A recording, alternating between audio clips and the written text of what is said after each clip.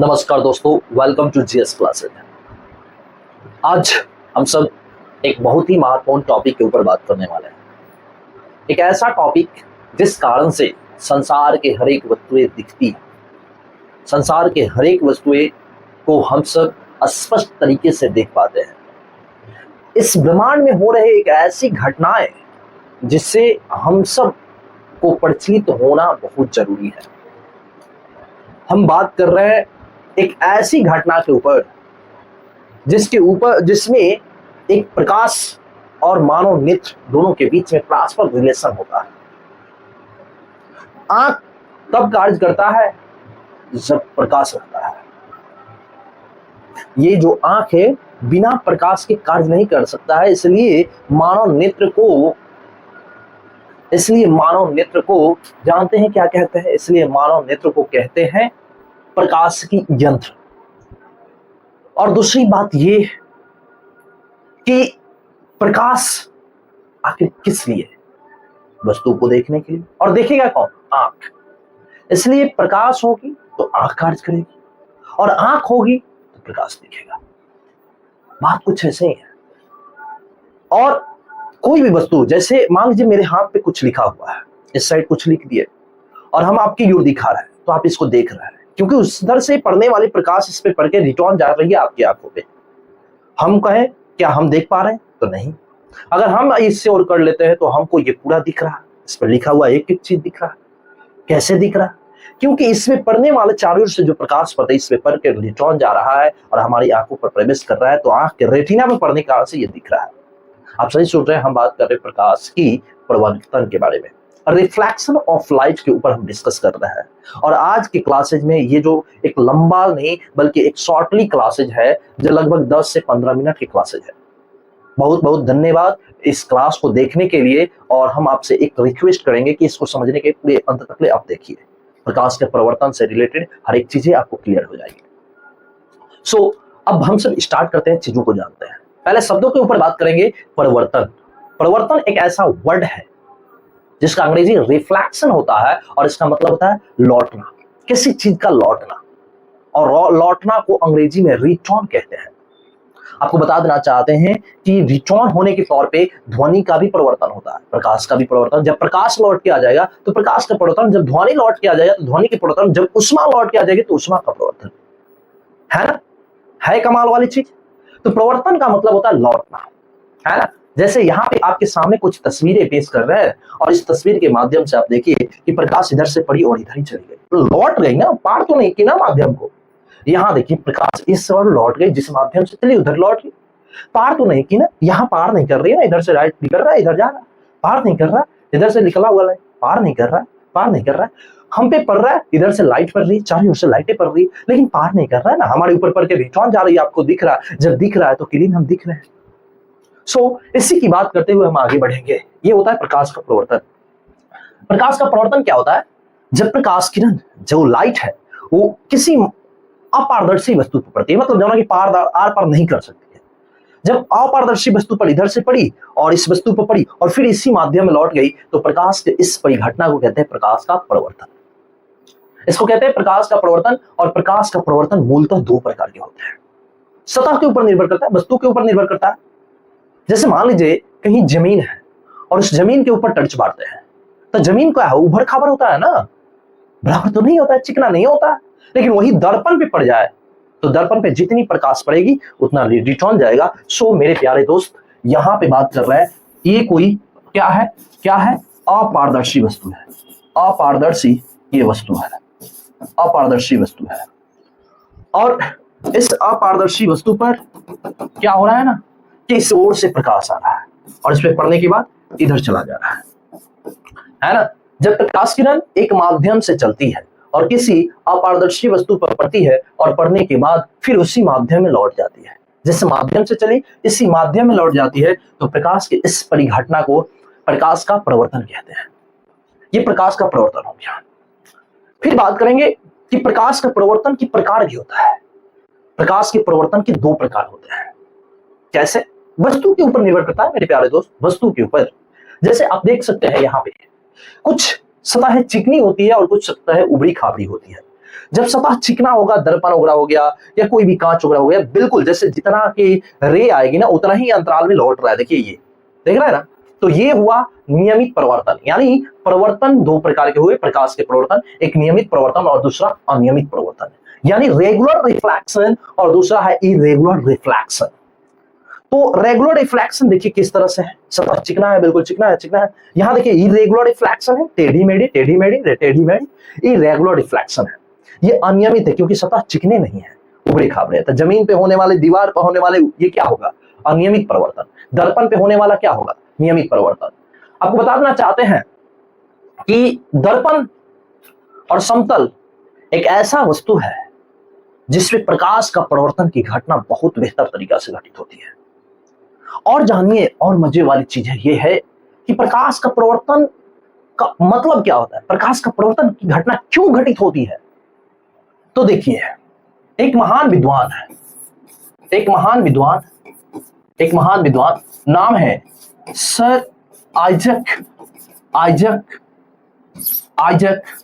Newton. Sir Isaac Newton ने एक अपना प्रयोग किया है प्रकाश को लेकर, और इनका प्रयोग 1675 ईस्वी में संपन्न हुआ।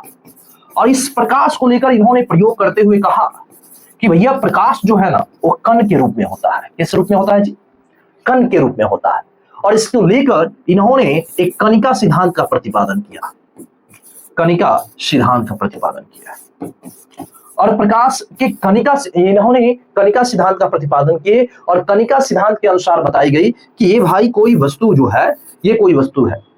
और जैसे कि हम सब जानते हैं कि प्रत्येक वस्तुएं जो होती हैं छोटे छोटे कणों से मिलकर बना होता है, ठीक है, छोटे छोटे कणों से मिलकर बना होता है।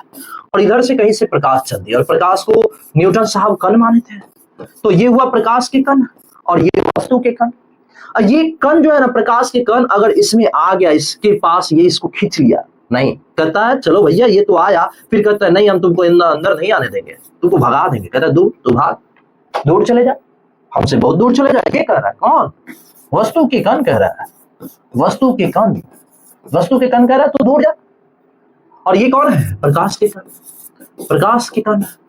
तो वस्तु के कण और प्रकाश के कण जब दोनों एक दूसरे से दूर भाग जाए, दूर भागने मतलब क्या हो रहा है, क्या हो रहा है भाई, प्रतिकर्षित हो रहा है ना, प्रतिकर्षित हो रहा है, ठीक है, क्या हो रहा है, प्रतिकर्षित हो रहा है।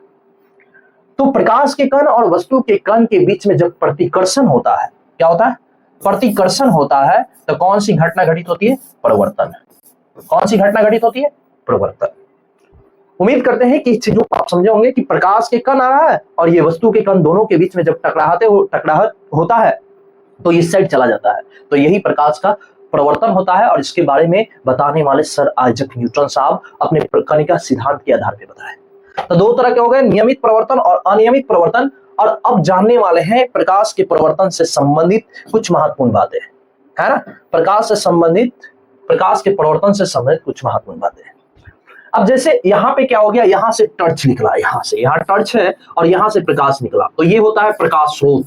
जहां से प्रकाश निकलता है होता है प्रकाश स्रोत। आपके सामने जो तस्वीर है ये प्रकाश का परिवर्तन का ही, इधर से प्रकाश आई, इस वस्तु पर पड़ी और इधर चली गई।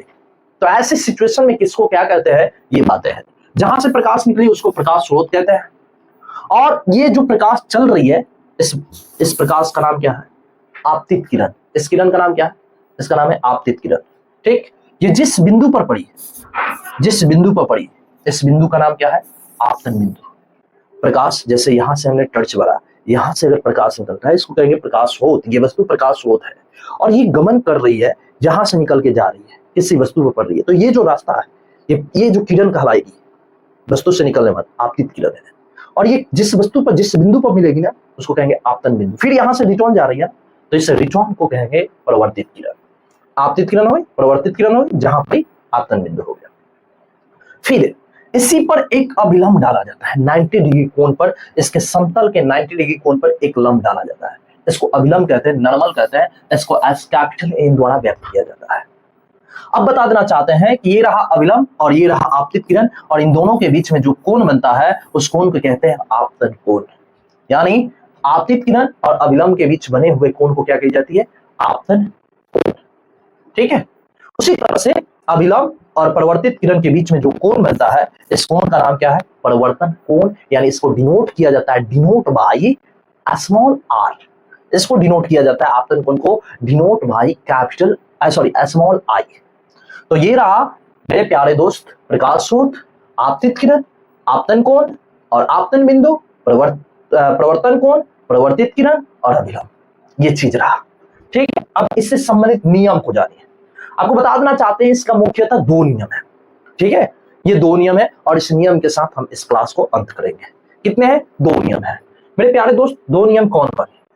पहला नियम और दूसरा नियम। एक नियम को कहते हैं किरण के नियम और दूसरा है कोण के नियम। किरण का नियम क्या है? किरण का नियम क्या है? ये देखो, ये कौन है? आपतित किरण है। ये कौन है? परिवर्तित किरण। आने वाले आपतित, जाने वाला परिवर्तित। आपतित किरण, परिवर्तित किरण और अभिलंब, 1 2 3। कितने किरण? 1 2 3। देखिए कहां है तीनों, ये भी यहीं पे आ रहा है, ये यहीं से जा रहा है और इस पे अभिलंब डाला जा रहा है। तो पहला नियम कहता है आपतित किरण, परिवर्तित किरण तथा अभिलंब तीनों कहां होते हैं मेरे प्यारे दोस्त? आपतन बिंदु पर होता है। ठीक है, ये पहला नियम हुआ। पहला नियम क्या हुआ? पहला नियम क्या हुआ? आपतित किरण। कौन? आपतित किरण। और कौन है? परिवर्तित किरण। कौन? परिवर्तित किरण। और कौन है? तथा आपतन तथा अभिलंब। अभिलंब, अभिलंब तीनों कहां होता है मेरे प्यारे दोस्त? तीनों कहां होता है? तीनों आपतन बिंदु पर होता है। क्या होता है? आपतन बिंदु पर होता है।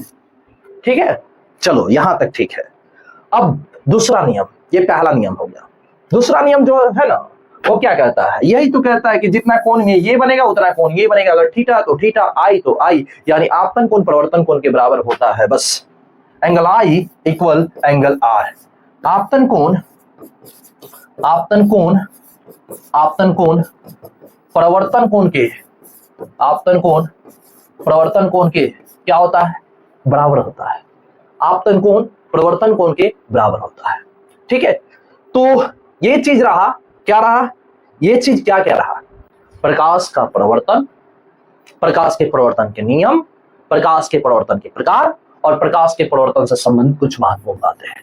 सबसे पहली बात, सबसे पहली बात, परिवर्तन का शाब्दिक अर्थ क्या होता है?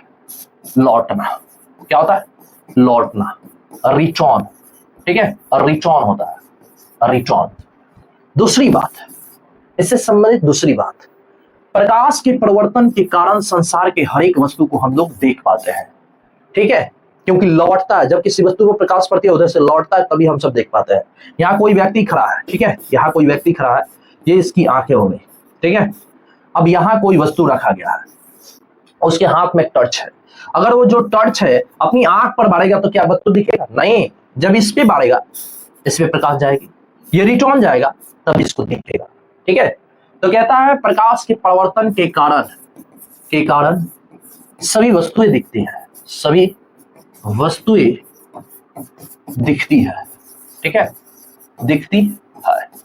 इसके बाद प्रकाश के परिवर्तन की घटना सबसे अच्छा स्पष्ट रूप से, यानी स्पष्ट रूप से प्रकाश के परिवर्तन की घटना कहां देखने को मिलती है? तो मिलता है दर्पण पे। कहां? दर्पण पे। ठीक है, इसके बाद फिर आपको मिलेगा, क्या मिलेगा? प्रकाश की परिवर्तन की घटना क्यों घटित होती है? तो प्रकाश के कण, किसमें? प्रकाश के कण और वस्तु के कण, और वस्तु के कण दोनों के बीच में क्या होता है? प्रतिकर्षण होता है। दोनों के बीच में क्या होता है? प्रतिकर्षण होता है। इसलिए कौन सी घटना घटित होती है? इसलिए परिवर्तन की घटना घटित होती है। तो बहुत सारी चीजें हम लोग आज जाने एक छोटे से वीडियो के माध्यम से, और इसके बाद आपको दर्पण जाननी चाहिए। तो सारा चीज आप प्लेलिस्ट में जाकर वहां जनरल फिजिक्स से आपको एक लिस्ट बनाई गई है, उसमें से आप ढूंढ कर देख लीजिए दर्पण समझ। थैंक यू एवरीबॉडी लास्ट तक देखने के लिए। मिलते हैं अगले क्लास में एक नई टॉपिक के साथ। तब तक अपना ख्याल रखें। जय हिंद।